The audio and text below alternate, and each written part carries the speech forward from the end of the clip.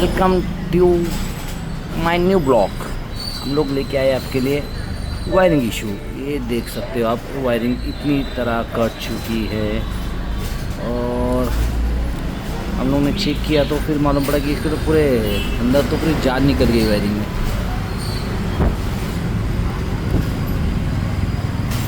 अब इस पे इलाज हो जाएगा कि इसको बेटर रहेगा कि चेंज करो, क्योंकि इसके पहले भी ये डैमेज हो चुकी थी। ये कुछ जुगाड़ काम करके इस पे चलाया हुआ है, बट इसको भी हम लोग जुगाड़ कर सकते हैं, बट ये सक्सेस नहीं है। बारिश के बाद भाई अभी तो बारिश का मौसम चल रहा है, बारिश में ही तकलीफ देने वाली है। उसके लिए बेटर रहेगा कि वायरिंग चेंज करो, प्रॉब्लम सॉल्व।